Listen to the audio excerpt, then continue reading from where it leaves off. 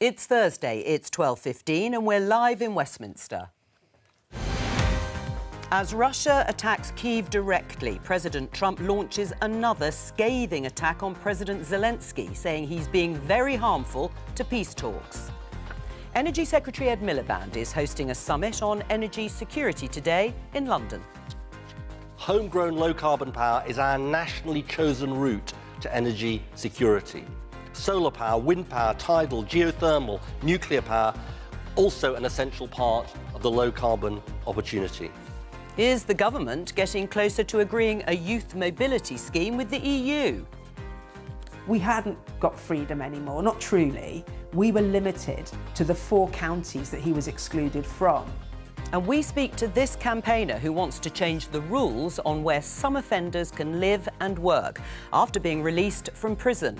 Joining us today, Labour MP Rosie Wrighting, Conservative peer Craig McKinley, Green Party co-leader Adrian Ramsey and Emma Revel from the centre-right think tank, the Centre for Policy Studies.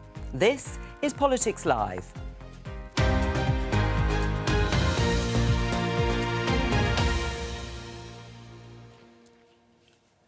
Let's start with the outburst from President Trump. Let's have a look at some of the front pages that have been covering it. The Times says, Zelensky is key obstacle to peace deal, says Trump.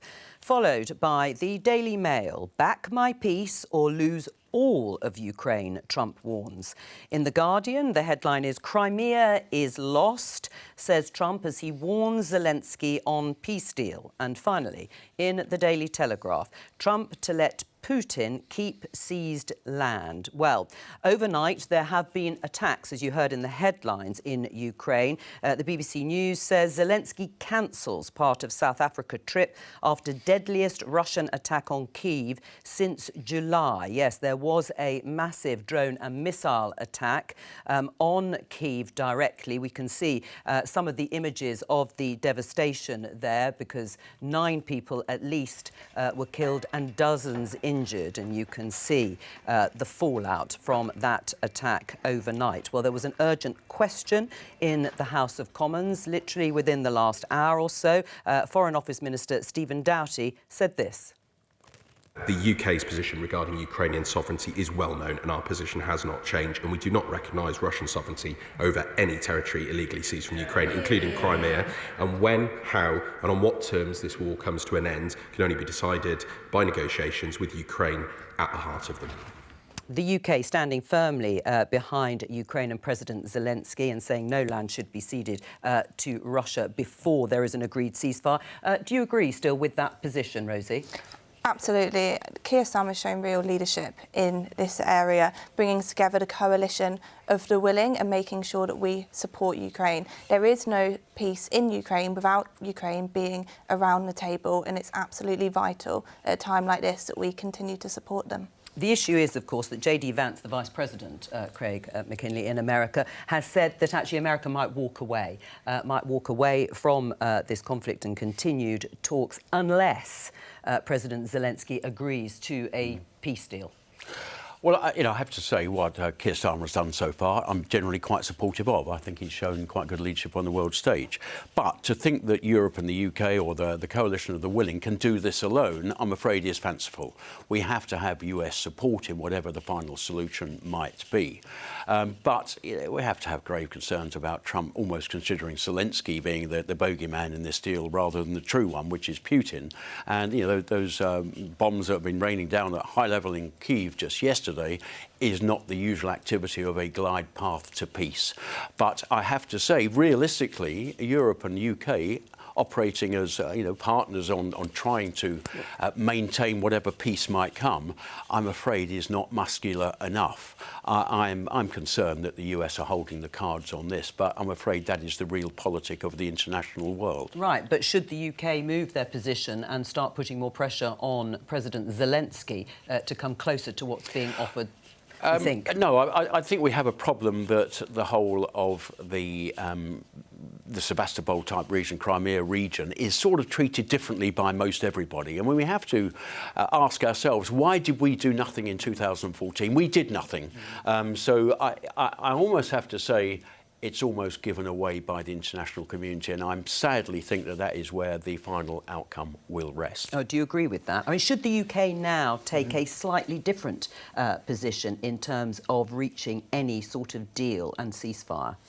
Well, we absolutely need to have a peace, and it's got to be a sustained and negotiated peace. So we must have an end to the slaughter, to the devastation that we're seeing in Ukraine, but it's got to be an end that's going to properly last and that's going to be a fair deal for the people of Ukraine. And I'm really fed up with President Trump's bullying tactics towards Zelensky. We need to do more as a country to stand up to Trump and make sure that Ukraine gets a fair deal, because otherwise... What is that fair deal? I mean, if we have a look at what President Trump said, or part of what he said on Truth Social, he is talking about the fact that Ukraine, as he sees it, will not legally recognise the occupation of Crimea. As you say, it happened in the annexation in 2014. But he goes on to say, we are very close to a deal, but the man with no cards to play, President Zelensky, should now finally get it done and stop the killing field. Well, of course it's got to be negotiated, but that involves everyone being around the table and the rights of Ukrainians being protected. And we have to remember we've still got a situation where children from Ukraine are being abducted by Russia, nearly 20,000 abducted now, forced to live in Russia, in some cases to fight against Ukraine. So this is not an even-handed situation, it's a terrible situation, and we've got to make sure Ukraine gets a fair deal out of the negotiations. Well, whatever a fair deal may look like, Emma, should the UK government continue to oppose any attempt to hand over Ukrainian territory to Russia before agreeing a ceasefire? I think it's up to Ukraine to decide if they want to hand over territory. I think privately Zelensky quite possibly does recognise he may have to make some concessions. He won't want to, of course, and the Ukrainian people won't want him to either. But if that does open up a path to peace, he would, presumably privately accept that that's something that may have to happen. The problem is he's getting no respect from Trump at all. He's being told he is the problem. Trump is not recognising in any way that Russia has any culpability for this. And he said, I'm finding it difficult to negotiate with Zelensky. Well, of course you are, because you're not negotiating with Russia or with Putin. You're giving them everything they want. You're not holding them accountable for anything. Of course you're finding them the easier partner to deal with. Let's talk about the energy summit that you heard about in the headlines. Yes, it's a big meeting in London today on energy security, being hosted by the Energy Secretary, Ed Miliband. Well, let's have a listen to him and the idea of making Britain less reliant on imported sources of energy. Here's what he had to say.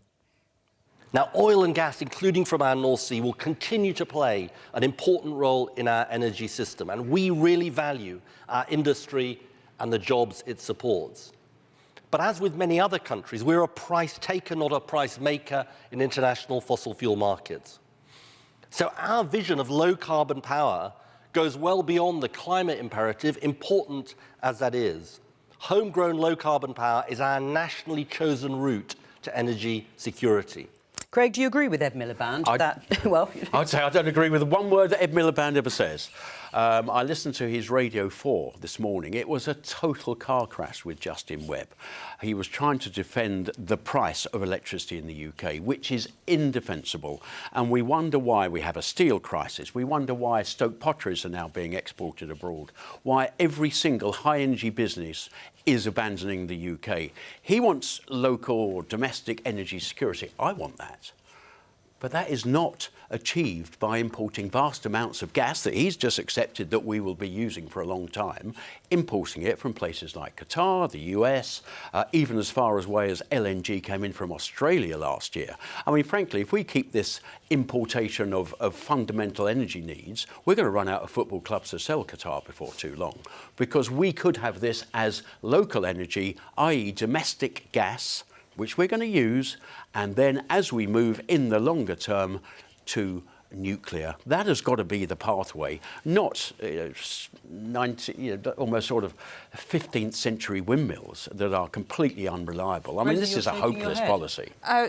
I think we inherited a system, an energy crisis. I agree, it was rubbish. It was rubbish. I agree with that. I've been fighting against it when I was in the governing party. And my constituents, whether it's households or businesses, had to pay the price of international energy price hikes, and it has meant that people haven't felt comfortable to invest because they're worried about the bills that might come at the end of Rosie, the month. how the is way it? out of this is by investment in clean energy, and also you need to recognise the jobs that that brings to the UK as well. We've already seen international investment because of the decisions that Ed Miliband has made, and thousands of jobs created on the back of it. This is not just about energy prices, it's also about national security. Can I just give you a investing in the little UK. fact of life on this? Britain has got probably more renewables than most countries apart from Denmark. Which two countries on this planet have the two most expensive electricity prices? Britain and Denmark. But that's they because go hand in hand. That's because of the international prices. No. Germany relies on gas and coal for its energy, for its electricity production. It's cheaper than ours. Right. So they don't seem to be suffering from this so-called high international gas price. How is it, when I look at my bill at home, my gas is 5.5 pence a kilowatt hour. So for the oomph of what I want is 5.5 pence a kilowatt hour. My electricity is 28 pence a kilowatt hour. So there is not a gas price crisis. And Rosie, the crisis is electricity, one of our own making. Bills would come down. Yes, and we've committed to that, getting to net zero by 2030 and getting energy bills down by £300. That is something we've committed to. This is something this government has acted on absolute pace on. We set up Great British Energy within our first 100 days. It's one of our clear missions. For the sake of my constituents, I want to get those energy prices down, and because of the decisions of this government, that is what will happen. We've had two price changes by Ofgem since you've been in power. They've both put the prices because of up. what we inherited from the previous Conservative in government. Which you've accepted. It was appalling, so don't do more of the same. Let me bring in Adrian Ramsey. Is Ed Miliband right, and is Rosie right? Embracing low carbon power is the best route. We'll come on to pricing in a minute, to energy self-sufficiency. Yes, I agree with Rosie that we absolutely need to step up renewable energy in the UK. Renewable energy is the cheapest way of producing electricity. It makes us more resilient. It makes us more jobs rich as a country. It helps bring bills down. And Craig talks untrue what you've just said. Craig talks about gas prices, but the fact is that gas is sold on the international markets. And not only that, but the price of gas is coupled in with the price of electricity. So you push up the price of electricity by coupling them together. That needs to be addressed. But it's so bills are going up at the moment, aren't they? Well, and that's because whilst I support some aspects of what the government's doing, it isn't a rounded enough approach. There isn't, for example, enough focus on reducing energy use. Programmes like a nationwide programme to insulate people's homes so we can reduce energy use, bring bills down. And there's other areas of Labour policy like expanding airports, for example, and considering whether they're going to allow the Rosebank oil field in Scotland that would completely bust every carbon benefit of all of Labour's national clean power. Honestly, do you think we've got a CO2 barrier around this country? As you export a high-energy business from this country and you then just remake it abroad, usually in China, on the back of cheap coal, and then stick it on a diesel ship to come back to the UK, do you think that's a CO2 saving? Or is that just a CO2 sham? Well, it's absolutely right that under economic globalisation we've exported a lot of our emissions. That's why I'm arguing for a lot more domestic manufacturing, and that can be of things like heat pumps, wind turbines, trains. There's huge jobs opportunities here with the green economy, and in the wake of the steel crisis and President Trump throwing his weight around on tariffs, we've absolutely got to grasp these opportunities and make us more resilient on manufacturing and on farming as well. And these are crucial to making sure we can adapt to the changes in the climate. You probably agree with covering farming land with more and more acres of solar panels that have been made in China on the back of cheap coal. I mean, it's a nonsense. Well, although not in your constituency. Oh, no, not in here. Well, not in mine. What I want to see is a proper strategy that ensures we deliver both energy security and food security.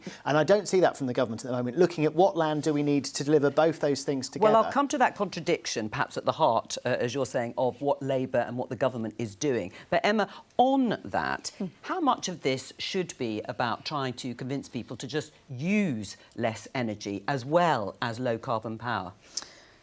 I think it can be part of the message, but I think that's honestly going to be a struggle. I think if you try and tell people, you know, do you support decarbonisation without a timescale? Yes, absolutely. If you say to people, actually, we want you to cut down on the meat you eat, the foreign holidays you take and turn your heating off, absolutely that's not going to have public support at all. So the decarbonisation journey needs to have significant buy-in from the public. Now, the examples I gave are a bit dramatic. No one's suggesting we do those tomorrow. But they are things that are talked about when we talk about reducing our carbon footprint and reducing energy usage. So as much as the public think that's a possibility, they're never going to buy into it, and it diminishes decarbonisation as a whole. Right, they're never going to buy into it, Adrian. Well, what's interesting about that is if you look at studies about how much public support is there for different environmental measures, it's always higher than people think that the level of public support actually is. But there's a difference between asking someone, do you think this is a good idea, and are you going to do it? Because if they're not going to do it, it doesn't matter how much they think it sounds like a nice idea. But that assumes they actually rather go off the boil. But that assumes the onus is on the individual, doesn't it? And the onus can't be on the individual. So if, for example, I want to say that I want to see more people take the train, say, from London to Edinburgh than fly, I'm not just going to say every individual must do that. I'm going to say it's got to be cheaper to take the train than to fly. It's the wrong way round at the moment. The environmental choice has got to be the cheaper and easier choice, and the policy incentives don't set that up. Let's get to the cheaper and easier choice, Adrian, because what about, as Craig was saying, having nuclear? And Ed Miliband is saying, as well as renewable sources of energy, he wants to have nuclear as part of the future energy mix. Do you agree with that? Well, nuclear is going to be part of the energy mix for some time because we've got existing nuclear power stations. 4 out of 5 of which are set to go offline in the life of this The Parliament. question is, what's the best way to do new energy production? And we've got to address this quickly, and nuclear takes a very long time to come about. It will be well over a decade for any new nuclear power station to produce energy, and that money will have significant public funds will have a far bigger impact far more quickly invested in renewables and in energy efficiency. Right, Rosie?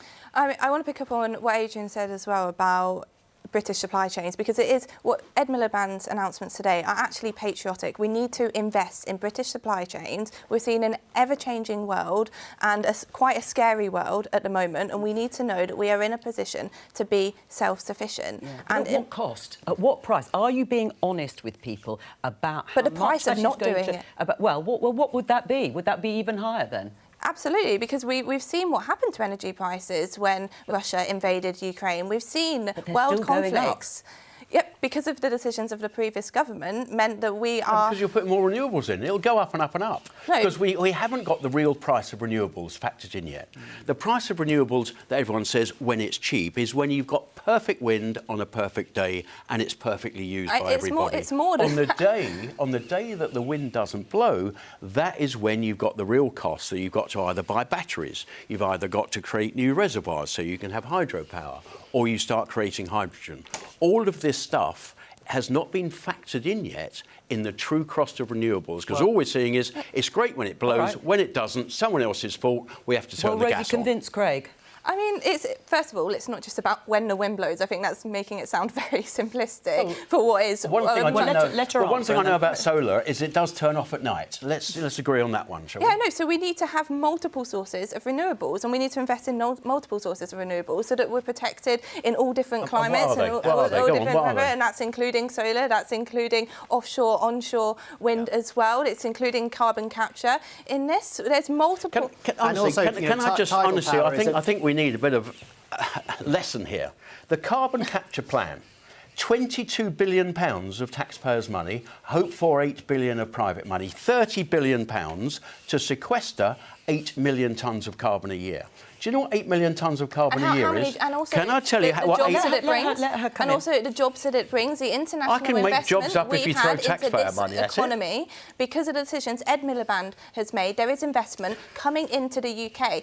If we did what you were doing, we would see that investment. So my constituents let me develop would be worse off. fact of life about sequestering carbon with £30 billion.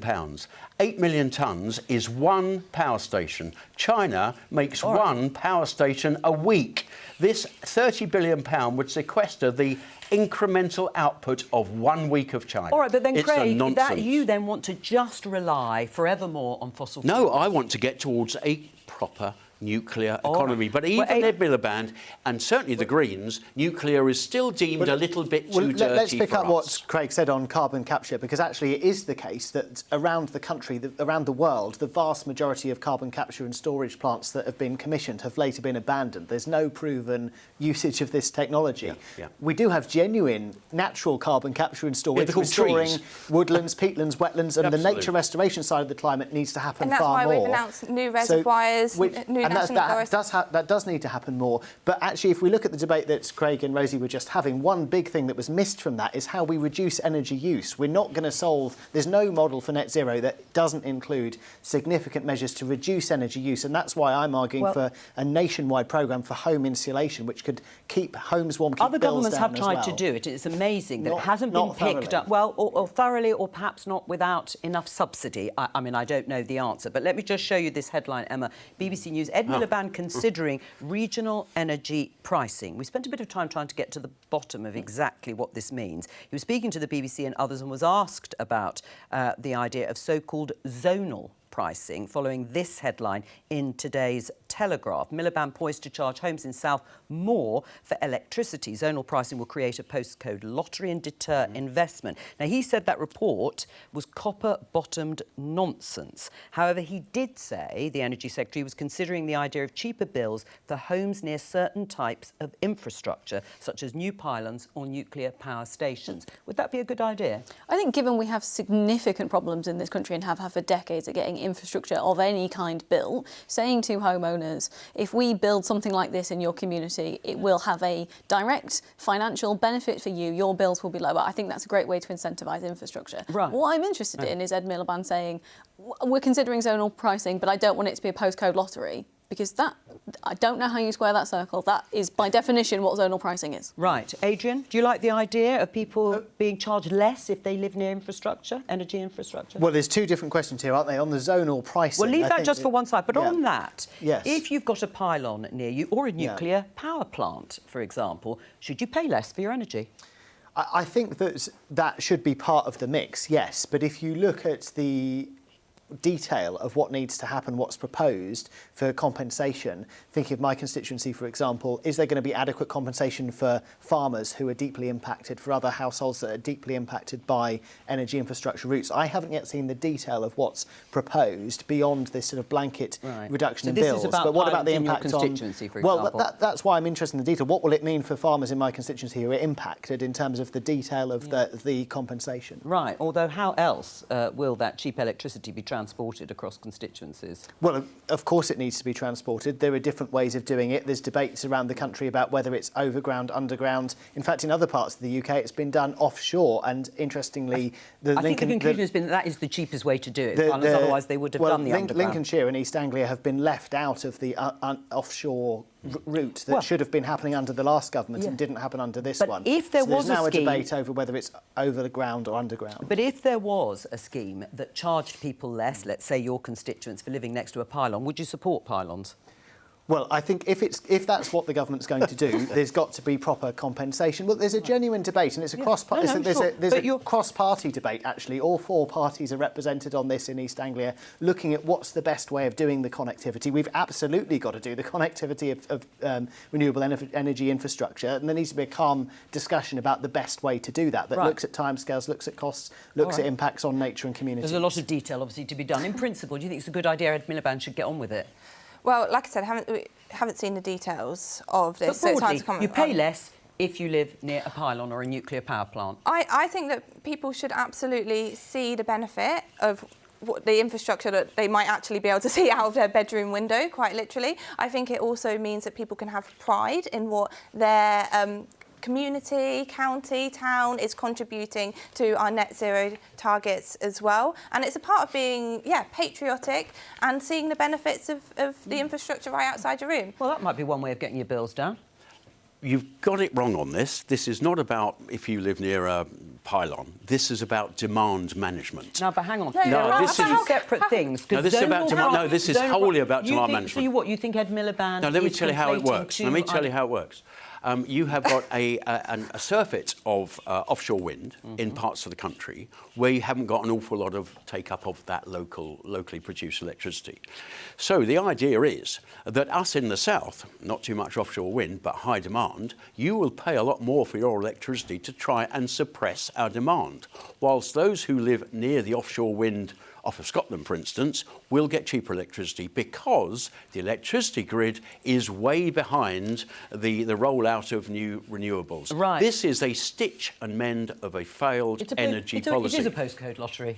Well, let me tell you this. Well, I pay the same. I pay the same for my BBC licence wherever I live in the country. I think you same pretty much for a McDonald's anywhere in the country. Are we really saying we're going to have different electricity pricing? And that's a way forward. It's madness. It's important to acknowledge, Rosie. we said we want to get energy bills down across the country. If a certain community benefits because there is an infrastructure closer to them, it doesn't mean that we're not benefiting as a nation and other households maybe not as close to that infrastructure aren't benefiting as well. This government is going to get energy bills down across the country, which the Conservatives failed to do. All right, record that and hold you to it. That's what You can come back on again, the two of you.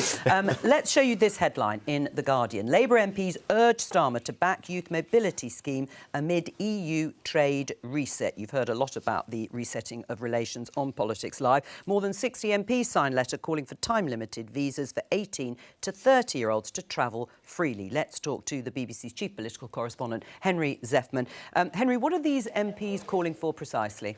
Well, they are calling for an agreement with the EU, which would mean that young people, probably under 30s, would be able to travel much more freely between the UK and EU countries, but with two important caveats. They say that the number who could come to the UK would have to be capped with a quota, and that it would have to be time limited, i.e. they would only be able to come to the UK, and vice versa, of course, for a certain defined period of time.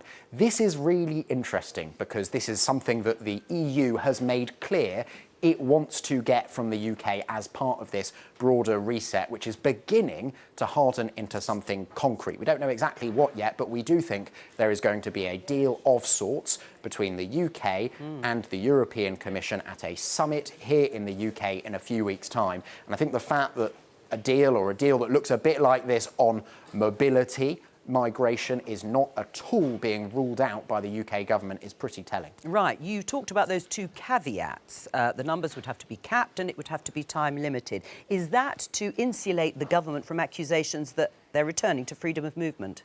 Yeah, exactly that. And I think also it is a key difference with freedom of movement. But of course, the question of how long people can come to the UK for and for what purpose and in what numbers is going to be massively significant because certainly those who don't want a return to free movement, and Keir Starmer has ruled out any return to full free movement, well, they would say, you know, the problem wasn't just the concept, the problem was the numbers of people who came to the UK. So I think, you know, we always say this with any policy, but it's really true here. You know, the devil will be in the detail, not just in terms of what it means for people here in the UK, but also in terms of what the political implications will be for a Labour government, which, let's remember, has vowed to reduce net migration. Henry Zeffman, thank you very much. Are you going to sign up to this letter, Rosie? I haven't signed the letter personally, but No, I haven't. I haven't. And you won't? No, no. I will not be. I haven't signed the letter, and I won't be signing the letter. I think, as we said, the devil will be in the detail. We don't have the details of talks that are going on with the EU at the moment, but the government has set out its red lines around free movement. We were elected on those red lines as well. I also think it's important to acknowledge that, and I sit on a Business and Trade Select Committee, and we've released a report about resetting our relationship with the UK and EU, but how damaged that relationship was because of the decisions of the previous government. Do you support the idea of a youth mobility scheme? The details of the negotiation haven't come out yet, and we will hear about those in Parliament. And I think it's important that we talk about that in Parliament, cross-party as well. But they're the details. But in principle, I mean, you're probably... you would benefit from it, Rosie. Yes.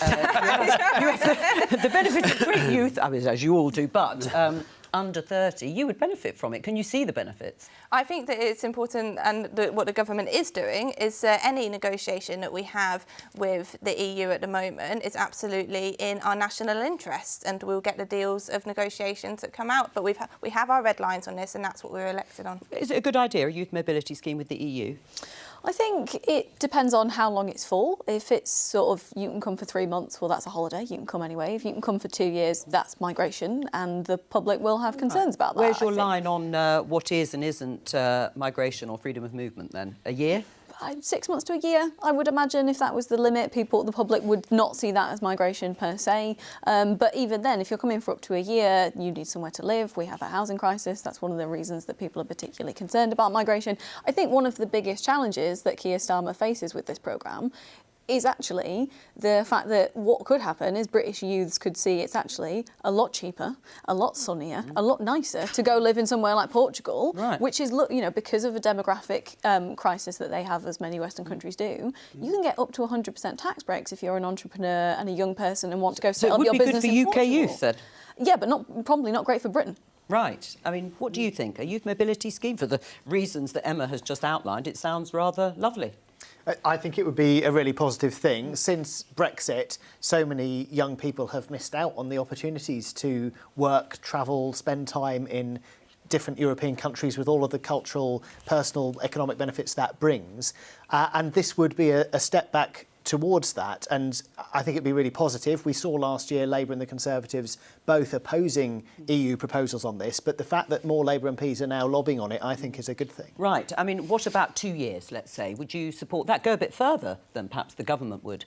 Well, I think it could be. I think we have lost a lot in clamping down on opportunities to live, work, study in different countries around Europe. People who've got family in different countries have lost opportunities to go on extended visits and spend time with their loved ones. So I think certainly there is a big opportunity here that we need to grasp. Right. I think, just on the back of that as well, when we talk about migration, what the Conservatives failed to do, it's really important that we bring skills into that conversation as well, because we do have a skills shortage in the UK. So knowing that if people do come here, that they're contributing positively to our economy and our skills. We have a housing shortage too, certainly a crisis at the moment. It's not freedom of movement, is it, Craig McKinley? Because those caveats that we just heard, the numbers would be capped and it would be time limited in some way. It's true we don't know what the detail may be, and they haven't signed up to it, of course. Yet, what about it? I think we need to be very concerned about this broader reset, what it means. We've got a very, very strange bill being through the Lords at the Commons end at the moment, the Product Regulation and Metrology Bill, which is the most broad Henry VIII powers of any bill I've seen in my time here, allows copying of any EU legislation by a statutory instrument by a minister. Predominantly to get us back in line with the EU. We've got a strange negotiation where we're giving up fish, likely, so that we can be part of looking after EU defence. I mean, you couldn't make this up, but it's the same civil servants and the same Sir Keir Starmer who for 48 times during the Brexit war years of 16 to 19 tried to derail the whole of Brexit. But on the youth mobility, you might be surprised to hear, I'm quite relaxed about it. We have a youth mobility scheme with Japan, with Australia, with New Zealand, with Canada, and strangely with Uruguay. I don't really know much about the Uruguay arrangement, but if it apes that, I'm quite comfortable with it. My concerns are the reset. It may be broader than this, and the UK taxpayer ends up giving subsidised education to EU citizens and all those irrecoverable student debts, of which I asked a question about in Parliament. Well, what about the reset and the concerns that Craig has just outlined? Is he right to be worried? I think what Craig should be worried about is the deal that we inherited from the Conservative government, and the fact that they completely shut the door on any talks with our close trading allies in the EU. And businesses in my constituency felt the repercussions of a bad deal, and a deal that was not done with the proper diplomacy. We have a chance to reset a relationship. And do you know why that negotiation was so tough? Was because of people like Ben and Keir Starmer made the passage of Brexit so complex that we ended up with, frankly, a little bit of a fist-handed deal. We really did. It's because the Conservative Party chose political headlines over working in the UK's national interest. You do realise, don't you, that if we end up with too cosy a deal with the EU, it could completely block international trade deals. And they will say, well, you're not free enough to do a trade deal. CPTPP, the new deal, which gives us access to $500 million new people. But there isn't a suggestion of rejoining the EU from the government. If you become too close, you've got nothing to offer. We've been very, very clear on our red lines. We set this out in the election and we've stood by that as well. But in an ever-changing, challenging world, we absolutely need to have a positive relationship for the EU, so for the sake of our security. You want to join Germany that's now in massive recession. I mean, this is the politics of madness. No. You join up when you have new trade deals with growing parts of the world. You don't do it with bits of the world that are constituency felt the repercussions of the bad Brexit deal. Multiple businesses that trade in and out in the UK. And I've spoken. Hang on. Shirley, Craig, in an era of President Trump throwing his weight around and potential tariff and trade wars, it makes sense for us to strengthen our trading relationships with our nearest trading partners. Well, I say with everyone. I'd agree with everyone. Yeah. So you want to see more trade and more closer relationships with Europe there? Right, but... Yeah. Well, of course, I want more trade with the Pacific Rim. I want more trade with the US. I want more trade with our traditional Canadian, Australian markets as well. What would have to be given by the UK in order to get that trade deal? Well, I mean, you're relaxed, you say, about a mobility scheme, but what else would have to be given in order for the EU? We don't know the details of that negotiation. We've heard that it's... Well, you must have an opinion. Hang on, let her finish. I don't think it's helpful while trade deals are ongoing for comments from politicians of what we think might be in it or won't be in it. I don't think that's helpful. It never stopped me from doing so when I was an MP. Less of that, less said about that, the better. Just worried, you haven't signed the letter. Is that because you and your constituents are worried about the issue of immigration and more people coming to the country? I think that... Yeah, there's a genuine concern about immigration, and I think that does need to be acknowledged as well. And like I just spoke about, we need to talk about immigration and skills and make sure that immigration is positive immigration and it's contributing to our economy as well. And yeah, I don't think it's helpful to speculate on deals that haven't happened. All right, well, let's have a look at this headline on a completely different subject. Killers and stalkers should live in restricted zones, say victims. This is a proposal that people who have been convicted of crimes like murder, manslaughter or stalking should be required to live in specific areas after their release from prison on licence. We can talk to Rhiannon Bragg in Gwynedd in North Wales. She's campaigning for the law to change after she was stalked and held at gunpoint for 8 hours by her ex-partner. Welcome to you, Rhiannon. Can you tell us a little bit more about what you're proposing? Absolutely. So my own situation was that following an abusive relationship, as you said, I was stalked for several months and then held hostage at gunpoint. And following that, I, in my naivety, thought that I would be kept safe by the criminal justice system. And it was only when that process really started that I realised how far from the truth that was. The perpetrator was sentenced to 9.5 years, 4.5 years in custody, and then released on a 5-year licence. That was when I realised the clock was ticking for us, and that part of that licence would be, and I'd hoped for, we were lucky enough to get an exclusion zone. The exclusion zone was told to me because I signed up to the victim contact scheme the day before he was released. And I was allowed to share as well with the local community that he was excluded from, part of the region he was excluded from, which is very much a reflection of the fact that with these perpetrators, it's rarely one victim. What about... So what I'm asking for is... Sorry. Yes, go on. No, you go ahead. What are you asking for? So what I'm asking for is, instead of the situation where currently victims are encircled in exclusion zones, that actually the perpetrator is encircled in an inclusion zone. It's something that would stop limiting the liberty and freedom of victims and look at actually limiting the offender, the people who've committed these crimes. What impact did it have on you to use those terms, that you felt limited, clearly, or perhaps you were worrying about running in to your former abuser if you went outside the safe zone? That's exactly how it felt. Once I crossed the exclusion zone, I felt incredibly exposed, incredibly at risk. You know, how quickly would other police forces react? How would he behave? Who else may intervene if he was there? And the flip is, when you cross back into the exclusion zone, there's some sort of feeling of safety. But that's wrong. It keeps you in a super high state of anxiety, and that in itself is limiting. It limits how victims are able to heal from the trauma that's caused by these offenders and the offences they commit. We've got MPs here in the studio, Rhiannon. Let's get some reaction. What do you think about that idea, inverting it, in other words, Rosie? Well, first of all, Rhiannon, I want to say how much I admire you for using your story to campaign for change. I think stalking is not talked about enough. The effects of stalking are not talked about enough. And before we even get to the point where we're looking at offenders, there's not enough justice that is brought for stalking victims. And this government is aware of that and has tightened up legislation so there are more convictions. As you can see, I'm a young woman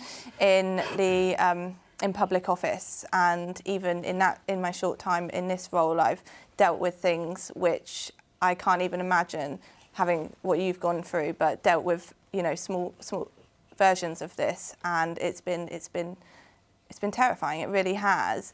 And would you support this particular idea of having the perpetrators or former offenders living in a restricted zone? I think it's a conversation that needs to be had. I think that, you know, case-by-case basis this probably needs to be looked at, because it's also important to acknowledge that stalking isn't necessarily in person, it's also online.